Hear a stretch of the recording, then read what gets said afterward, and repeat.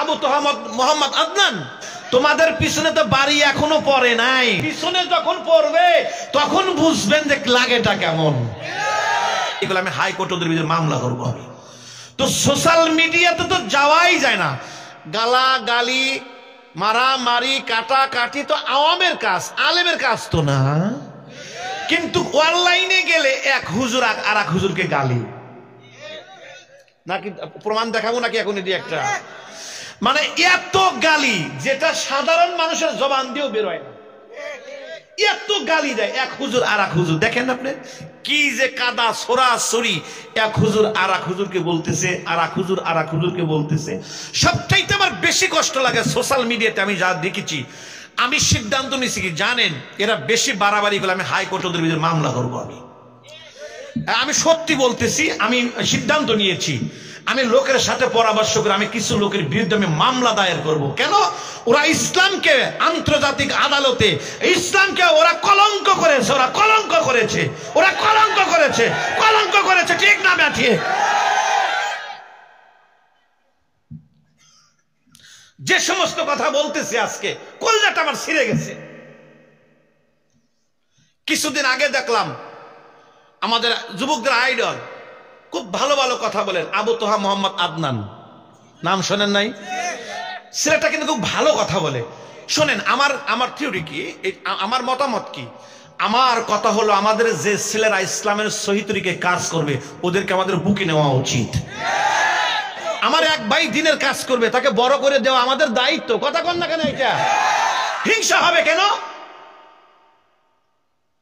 আবু তোহামদ মোহাম্মদ আদনান, আবু তোহামদ মোহাম্মদ আদনান সুন্দর একটা কথা বলছে, ফিলিস্তিনিদেরকে যেভাবে হত্যা করছে ইসরায়েল নিঃসন্দেহে নিন্দনীয়।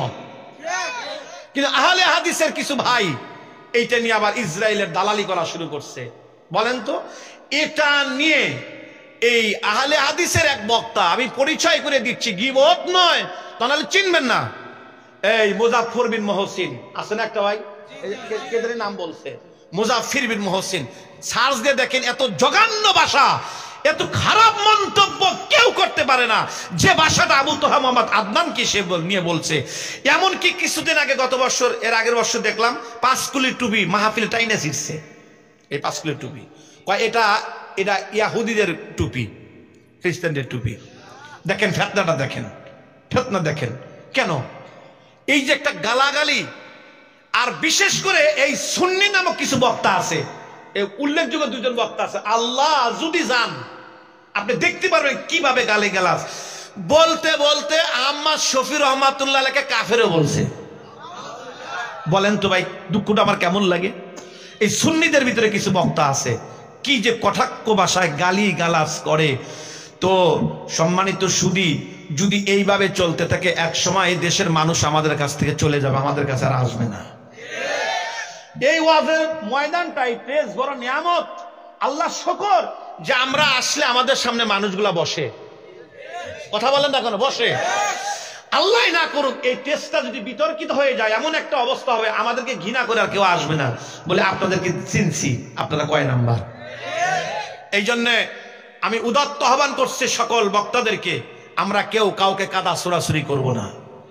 আমরা আসেন, এখন কাদা ছোড়াছুরি করার সময় না, এখন টেস্ট গরম করার সময় না, এখন জোরে কথা বলার সময় না, শব্দ বোমা করে আর কিছুই করতে পারবেন না।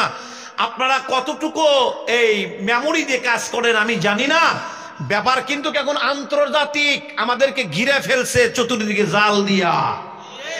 এটা কিন্তু অনেক লম্বা হাত। অতএব সামনে এমন একটা দিন আসতেছে, আলেমেরা দেখতে পারবা মজা কারে কয় আর বাড়ি কাহাকে বলে। তোমাদের পিছনে তো বাড়ি এখনো পড়ে নাই, বাড়ি পড়ছে হলো ফিলিস্তিনে। কথা কন, কথা কন। বাড়ি পড়ছে আরাকানে, বাড়ি পড়তেছে হলো আপনার গাজায়, বাড়ি পড়তেছে আপনার বিভিন্ন মুসলিম কান্ট্রিতে। এখনো আমাদের পুরো বাড়ি পড়ে নাই, পিছনে যখন পড়বে তখন বুঝবেন যে লাগেটা কেমন।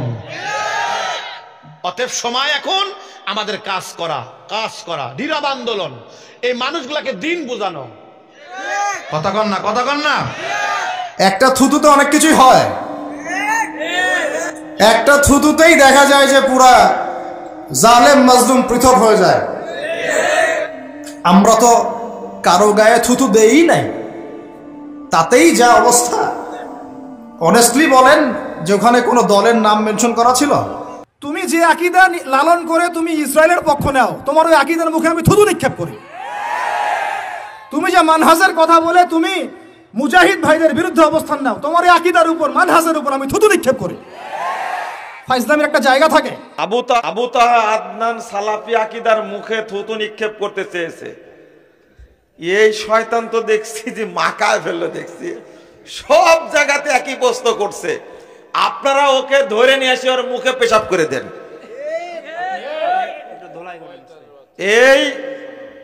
এই বদমাশ আহলে হাদিসদের মধ্যে ঢুকে ব্যবসা করে খাচ্ছে, আর টাকার চুক্তি ছাড়া ওয়াজ করেন, আর বলে যে কাগজের টাকা চলবে না। বুঝছেন, এ হলো এক মুনাফেক। এ যদি কোনো আহলে হাদিস সমাজে যায় বক্তব্য দিতে, ওকে ধুলাই করে ছেড়ে দিবেন আর দাওয়াত দিবেন। দাওয়াত দেওয়া যায় আমি বলবো, কিন্তু ওর মুখে মুততে হবে। কিন্তু ও আহলে হাদিস উলামায়ে কেরামকে গালি দিয়েছে। সৌদি আরবের বড় বড় আলেম যারা, যাদের উপর শরীয়ত নির্ভর করে, তাদেরকে গালি দিছে। একে ধুলাই না করা পর্যন্ত সোজা হবে না। আমার স্পষ্ট ঘোষণা, তরুণ ভাইরা শোনো, যেখানে পাবে ওকে জুতা মারবে মুখের উপরে, ওকে পেশাব করে দেবে মুখের উপরে। শয়তান এত বড় কথা বলবে কেন? বেদাতীদের সালাম দেওয়া যাবে কি না? যাবে না। ইমাম আহমদ বিন হাম্বল রাহিমাহুল্লাহ বলছে, যে ব্যক্তি বেদাতীকে সালাম দেয় বুঝতে হবে ওকে ভালোবাসে।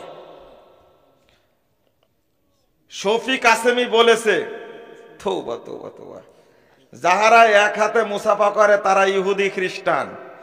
ওরা নিজেরা ইহুদি খ্রিস্টান কবে হয়ে গেছে তার ঠিক ঠিকানা নাই। শফি কাসেমের বক্তব্য শুনেন, আপনার অন্তর পচে গেছে। সি সি সি সি।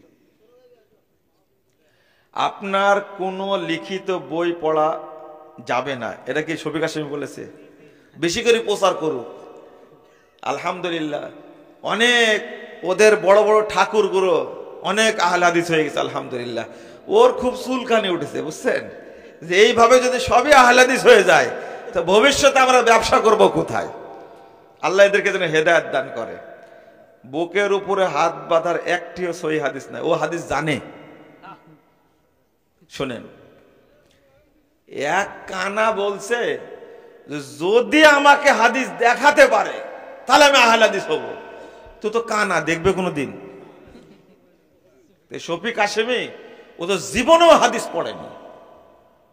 সারা জীবন এই কুদ্রি সারে বেকায়া ফেকা মানুষের তৈরি করা কথা পড়ে পড়ে মাথাটাকে ও গবর বানায় রাখছে। এজন্য হাদিস পড়বে কোথায় থেকে, আর হাদিস জানবে কোথায় থেকে? স্বামীর বর্তমানে তার স্ত্রী অন্য লোকের সাথে গোপনে বিবাহে বসেছে, কিন্তু স্বামী তালাক করেনি। এই বিবাহে কি জায়েজ? এ কি মাকালে নেবার বন্ধে? একই স্বামী না বলদ? অন্য মহিলার সাথে বিয়ে করেছে মানে ওর স্ত্রী ওনার তালাক দেয়নি, তাই না? এদেরকে আসলে ইসলামে আইন থাকলে এদেরকে মানে পাথর মেরে পুঁতে মেরে ফেলে তার দরকার ছিল, বুঝছেন? এরা শরীয়ত জানে না, হারাম করে না। নাউজুবিল্লাহ, আস্তাগফিরুল্লাহ, আস্তাগফিরুল্লাহ।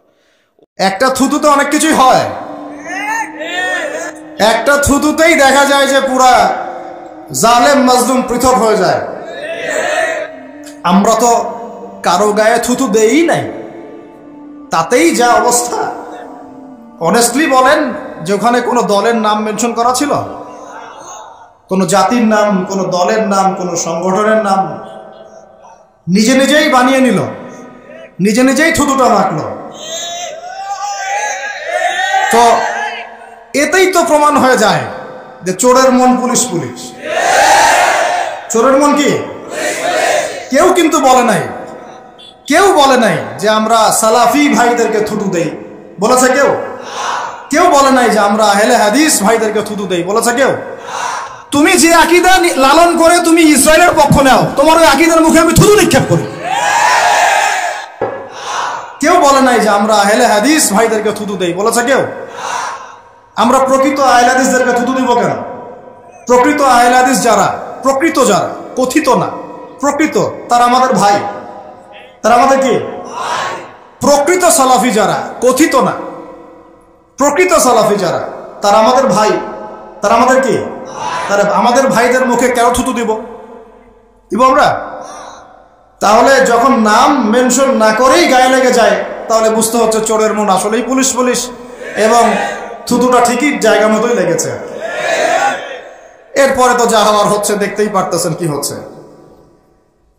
দেশ থেকেও বের করে দেওয়ার হুমকি দিতেছে, মানে দেশটা আর বাপের। শোনো, ওই সামনে 15-20 জন আর 200 জন লামাজাবিদেরকে নিয়ে বয়ান করা সহজ। সামনে এসে ফাইট করো, সাহস থাকলে সামনে এসে ফাইট করো। আমরা সবসময় বসেই আছি ঢাকায়, আসো আমার কাছে, আসো, বসো, আলোচনা করো। ইলমি মোজাকারা করতে চাও, ইলমি মোজাকারা করো। ইলমি মোজাকারা করতে চাইলে বসো, ওস্তাদদেরকে নিয়ে। আমি ওস্তাদদেরকে নিয়ে বসাচ্ছি। আমি উদ্যোগ নিয়ে বাংলাদেশের শ্রেষ্ঠ 10 জন কওমি ঘরানার আলেমকে বসাবো ইনশাআল্লাহ। তাদেরকে বলেন তাদের মধ্য থেকে শ্রেষ্ঠ 10 জন আলেমকে নিয়ে বসাবো। আমি একটা একটা করে ইস্যু ধরে ধরে প্রমাণ করে দিব যে ওলামায়ে হক তারা হকের উপর আছেন, তারা বাতিলের উপর আছেন। আমি প্রমাণ করে ছাড়বো। আমি উদ্যোগ নিচ্ছি, বসতে বলেন। যে কোনো জায়গায় যখন তখন আমি শ্রেষ্ঠ 10 জন আলেমকে বসাবো। তাও তারা হচ্ছেন তালেবে ইলম। তারা বলবেন না যে আমরা আলেম, তারা বলবে না কখনো যে আমরা আলেম, বলবে আমরা তালেবে ইলম।